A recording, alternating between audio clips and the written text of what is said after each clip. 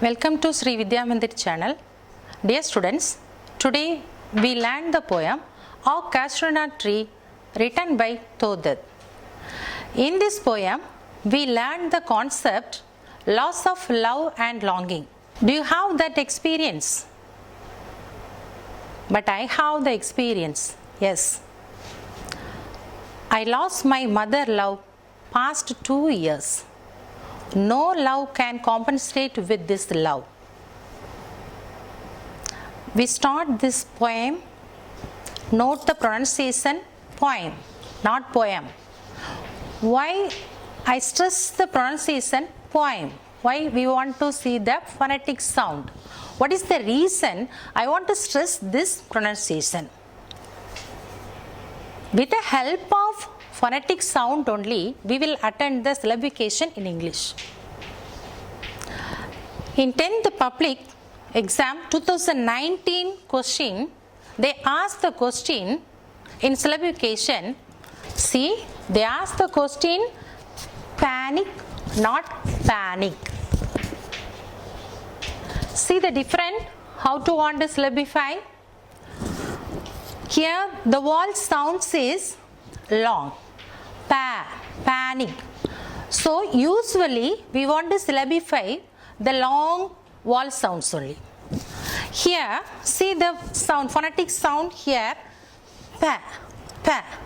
panic.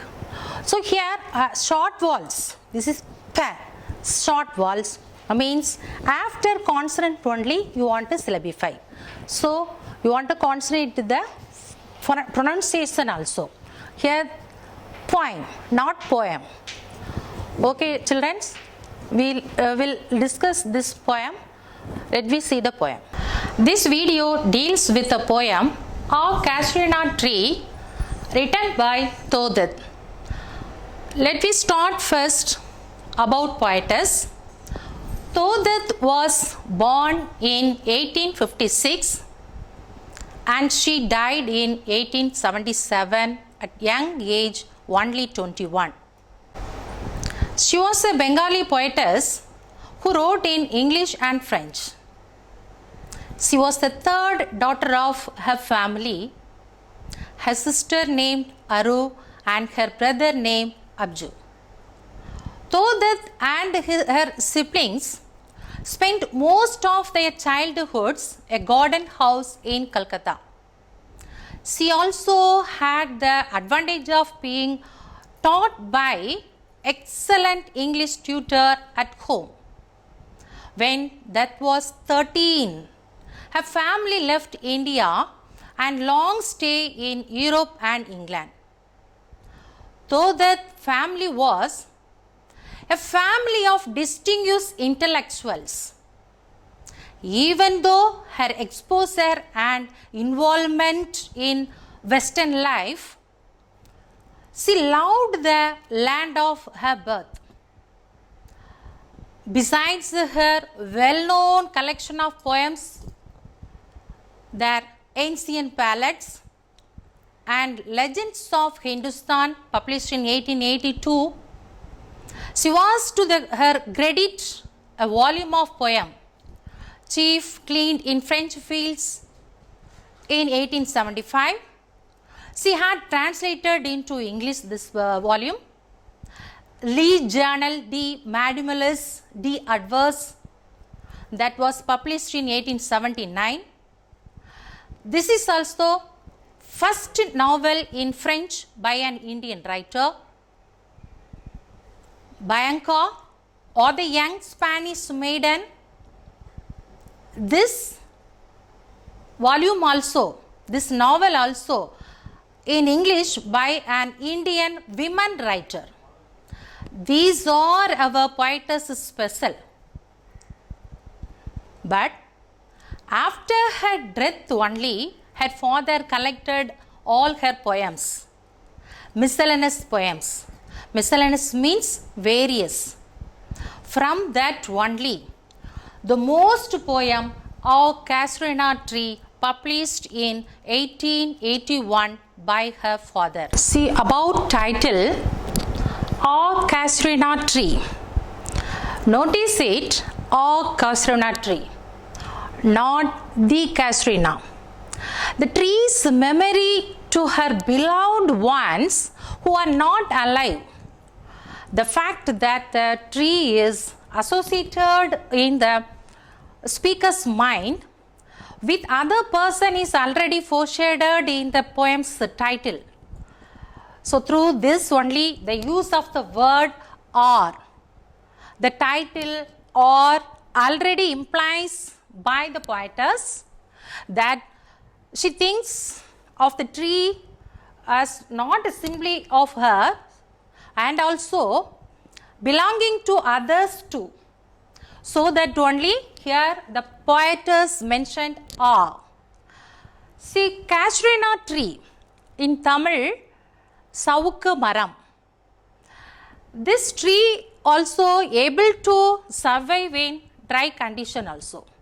So the poetess hopes that the tree will be remembered forever. As the Eve trees written by William Wordsworth, immortalized by him, means that trees are still remembered like her casuarina tree also would live forever. So only our poetess used casuarina tree.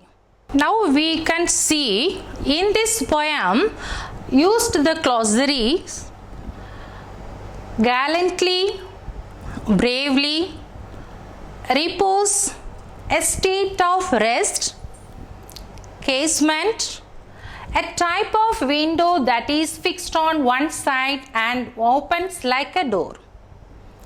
Baboon, a type of large monkey found in Africa and Asia. Kogilas, a type of bird similar to the cuckoo. Wind, stroll. Hoar, white frost deposits on the tree. Enmasked, amassed. Single, rocky, means pebble beach. In our Indian country, there is sand beach only, but there pebble beach. So only poetess use here single. Wraith, apparition. Tranced, dreamy condition. Sublime, glorious. Feign, eagerly. Lay, amateur. Rigorous, repeat.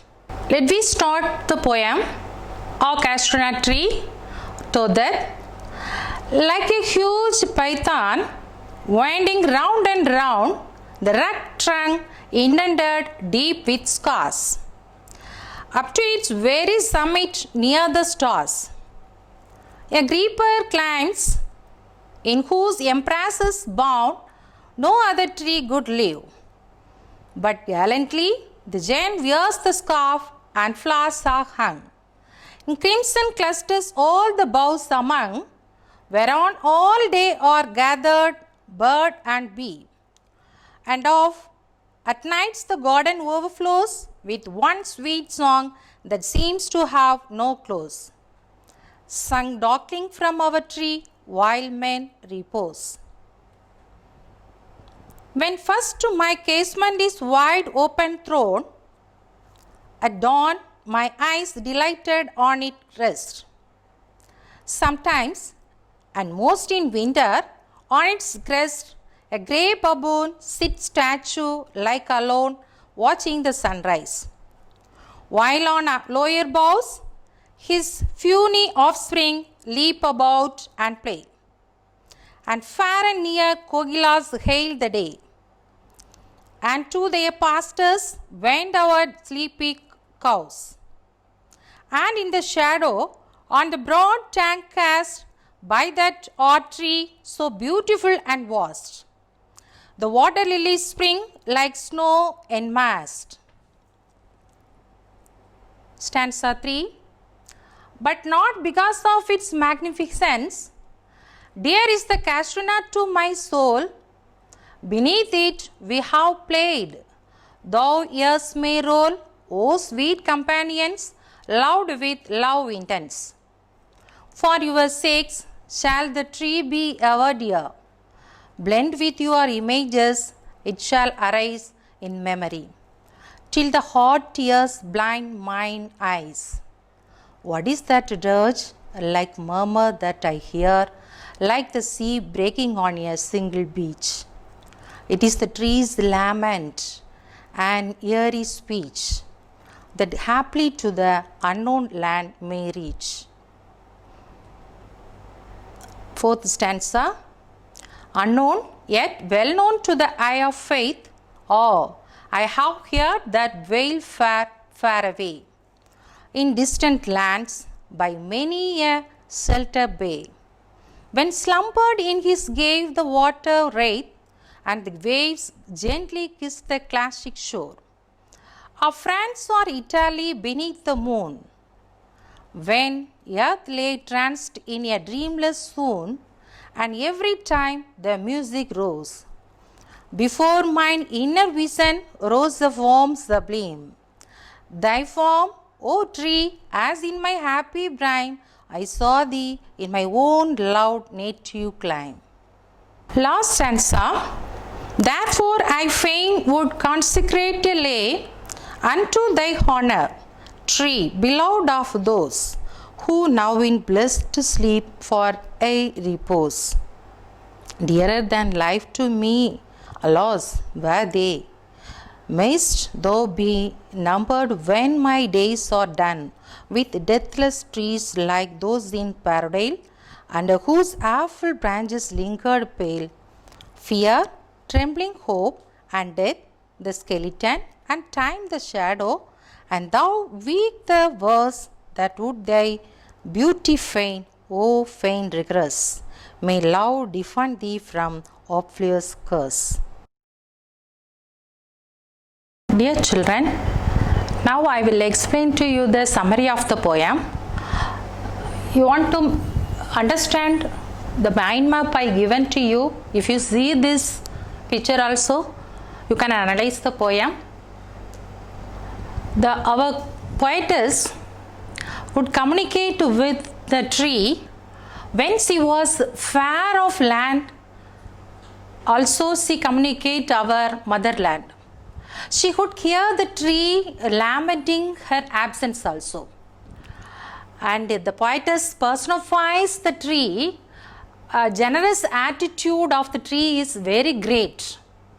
The tree is an inevitable to her life, because she remembered her brother and her sister who died at very early age. Here the poetess laments their death and also makes the tree feel and mourn it. She moved on. Her friend also did. But the tree is rooted in the same spot as the moment of her poor childhood. So the poetess mentioned the tree had become a symbol of their everlasting friendship. That was the image of castor nut tree, as the tree is associated with the happy moments. Okay children, shall we enjoy this poem? You must be enriched to recall your nostalgic feeling also. Means longing feelings. Dear children, listen the poem. Like a huge python winding round and round, the rugged trunk indented deep with scars. Up to its very summit near the stars, a creeper climbs in, whose empresses bound no other tree could live. But gallantly the giant wears scarf and flowers are hung in crimson clusters all the boughs among. In this stanza, see the new meaning. Python, a large snake, rugged, strong, indented, uneven surface, summit, the highest point, top, empress, hug, gallant, brave, scarf, cloth worn around the neck, crimson means dark red color. Toadette remembers how her day started with a sight of casuarina tree from her casement. This poem starts with a description of the tree. Like a huge python, a creeper winds around its huge and wide trunk. Trunk means stem. Like a python means a large snake. So that on the surface of the stem with very strong mark. Because of that, creepers around its the stem.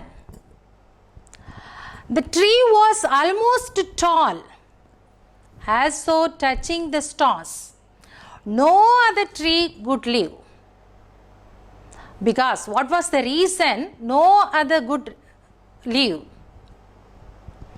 A creeper cannot grow without the support of another tree.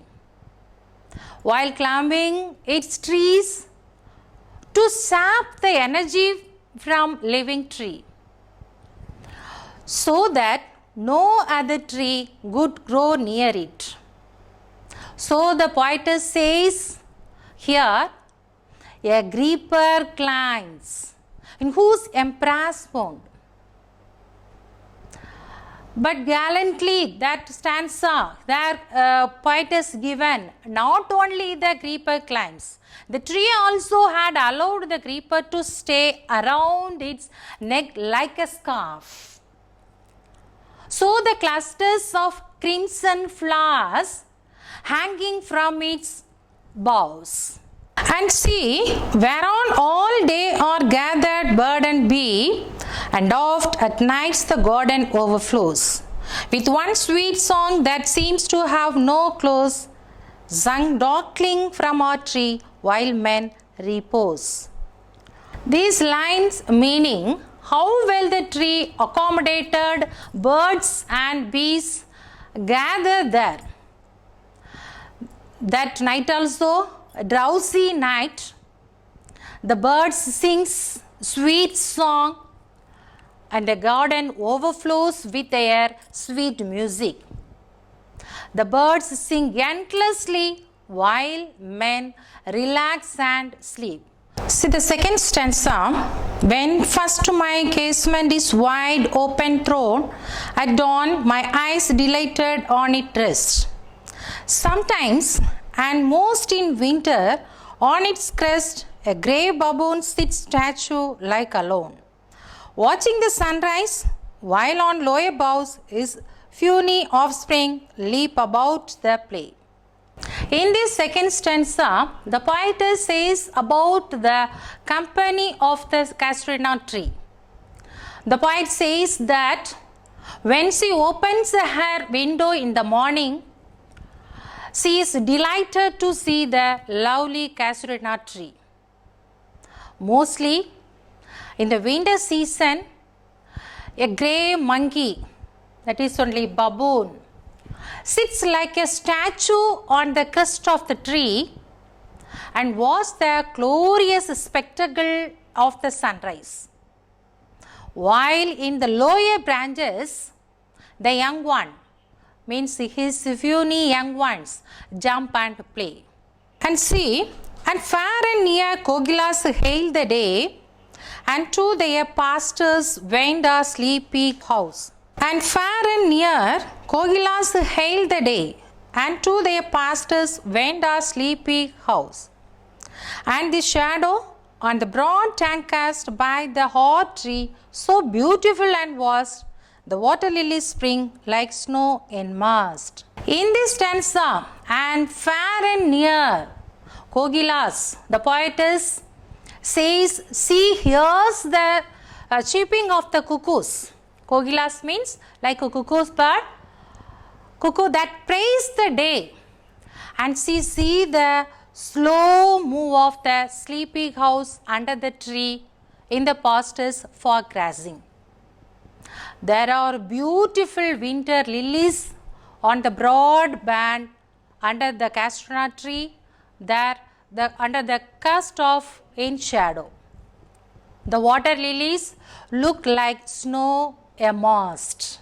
Second stanza, you can see the new words: casement, a window that opens like a door, delighted, pleased, crest, the top of the highest part of something like a wave, baboon, monkey, puny, weak, or feeble or little, offspring, agons of animals, leap, jump, went, stroll means indirect route.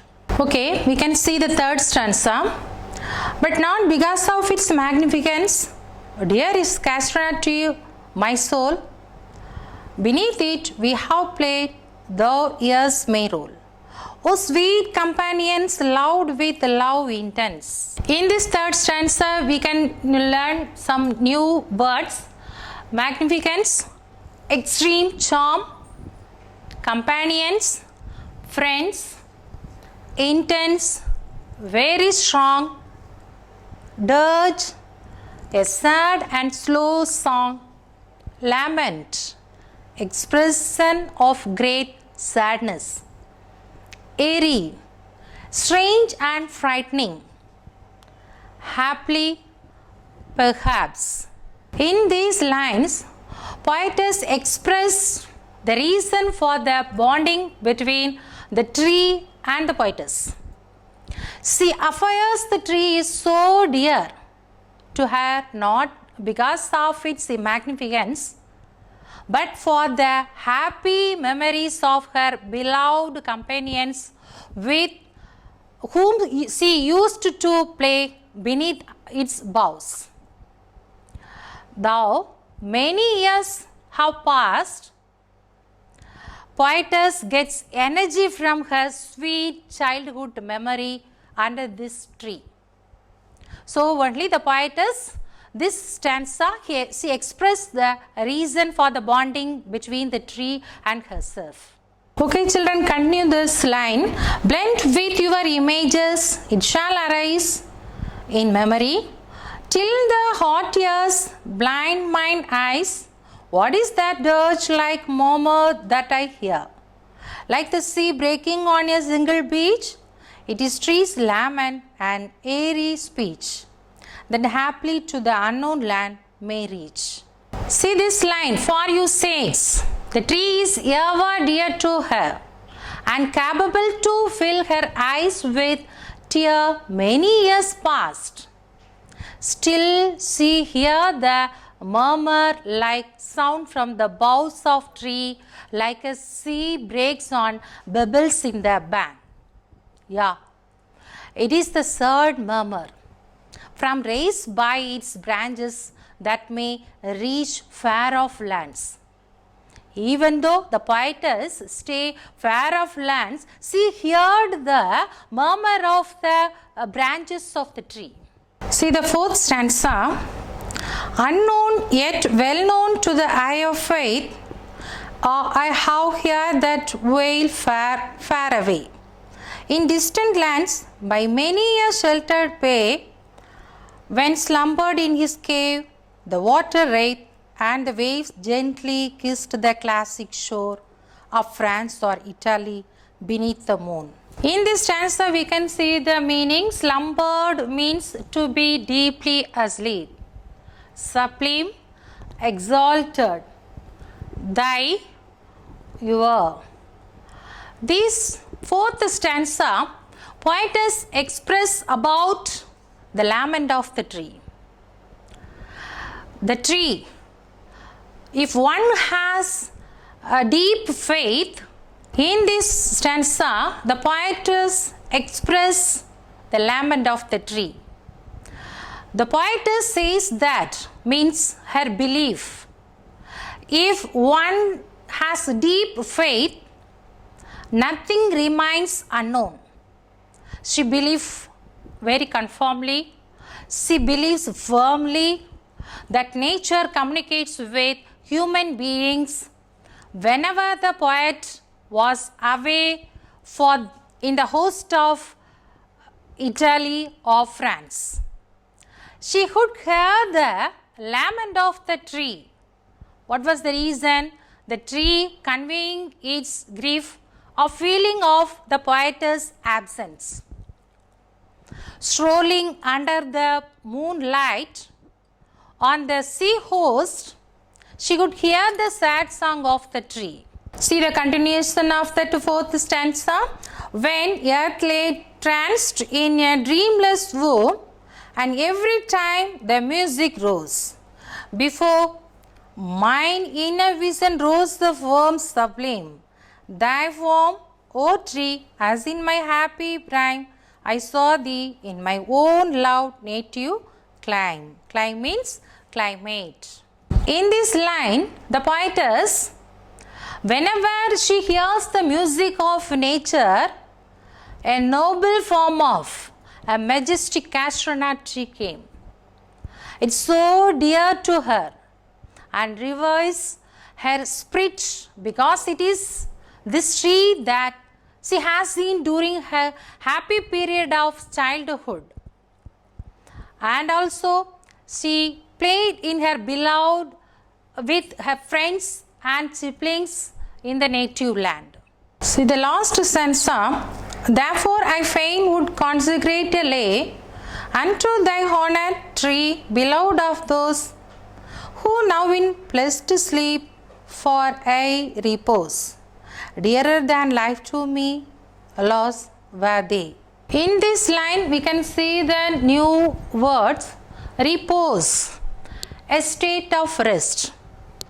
Maist means permission. Fain, eagerly. Here the poetess, she wishes to dedicate a poem to the honor of the castronut tree. The tree was led intensely by her siblings through they are in blessed sleep now, means after death. With a deep anguish, she says that they were dearer to her than her life. So the poetess, she mourned her siblings. See, mayst thou be numbered when my days are done, with deathless trees like those in Paradale, under whose awful branches lingered pale fear, trembling hope, and death the skeleton, and time the shadow. And thou weak the verse that would thy beauty feign, O fain rigorous, may love defend thee from Opplius' curse. Mayst thou, she asked the permissions. To whom? William Wordsworth. The poetess says that she looks forward to her death, but wishes that the castronut tree be numbered among the deathless trees. Like William Wordsworth used, see here the poet says that she looks forward to her death, but wishes that the castronut tree be numbered among the deathless trees. Mayst means she asked the permission to William Wordsworth because already William Wordsworth used his poem Number of Trees Deathless. Similar to William Wordsworth, she believes in the ability of her poem also to immortalize the castronut tree.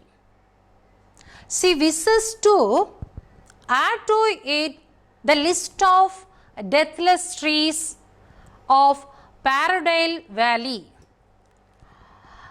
These Paradale Valley trees and all would live forever, like the castronut tree also want to live forever.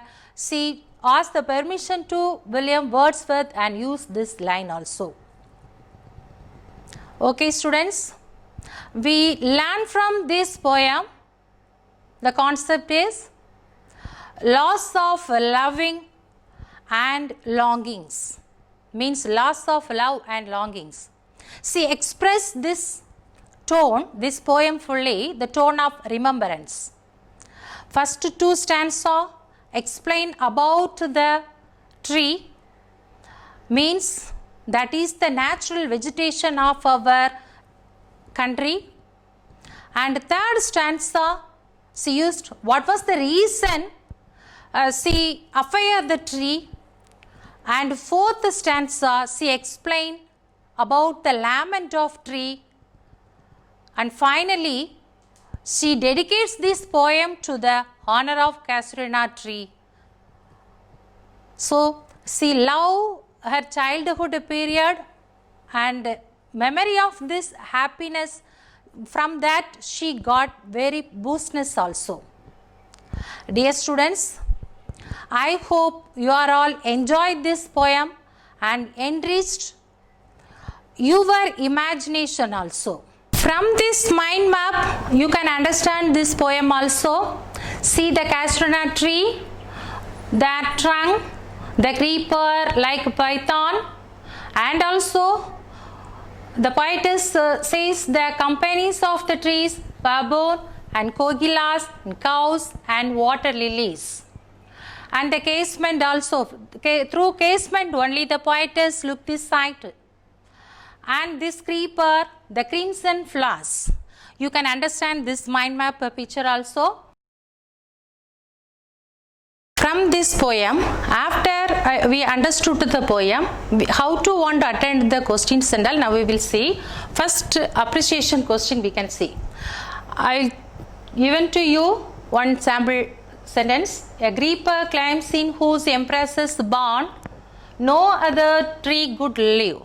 This line, their appreciation question, they may ask the question, which tree is referred to in the above line, means your answer must be casuarina tree. And next, second question, how does the tree survive the tight hold of the creeper? The tree is so strong and gallant that it survives the tight hold of the creeper. The same line may be asked in the explain the following lines with reference to the context, means ERC. The same line, how to want to write the ERC question. First we want to write reference. Reference means the poem, this line taken from which poem, and want to write the poet name also. So here these lines are taken from Our Casuarina Tree and written by Todad. After reference you must write the context. Context you want to write the poet's which situation explained this line, you want to write in the context. Here for example, this line, the poetess says this while appreciating the strength of her casuarina tree. At the time only the poetess explained the creepers. So the context you want to write like this. After context you want to write the explanation. The sentence, the creeper saps the tree, means struck the tree of its survival and growth, but the tree treats the creepers tight hold as a lover's embrace. So likewise the sentence you want to give the explanation also. All the poems we must see the figure of speech also. In this poem the figure of speech here used simile, metaphor and personification and allusion also. What is simile? Simile is a word or phrase that compares something to something else. When compared there, used the word like or as to describe. That is only we call the figure of speech simile. Here this poem we will see that line and all, like a huge python. Here like also they are used the word and huge python compared to creeper. And then a grey baboon sits statue like alone. The water lilies spring like snow enmassed, like. So here the word two things compared and use the word like or as means that figure of speech is simile. Second here poetess used the metaphor also. What is metaphor? A word or phrase that is used in an imaginative way to show that somebody has the same qualities as another thing without using like or as. This poem the poetess use the metaphor in that line. The giant wears the scarf and flaws or hung creeper. There is scarf here compared to creeper. Scarf compared to creeper, but this line they are not used like as. So when two things are compared and they are not used like as means that figure of speech metaphor. Here very special, this poetess used the allusion. Allusion means it refers to reference from any worldly events, means they taken from, for example, geographical terms or Bible also, or literary terms they use in their poem, means that figure of speech called allusion. Here this castor tree, poetess used the fear, trembling, hope and death, the skeleton and the time, the shadow. This line they given to us the figure of speech means you want to write literary allusion, because this line taken from William Wordsworth quotes. So the poetess used here literary allusion. Dear students, I think you can understand all the concept and how to want to write the exercise also. Thank you for Mr. Sandesekhar, founder of Sri Vidya Mandir Institute, to come out this video. Thank you one and all.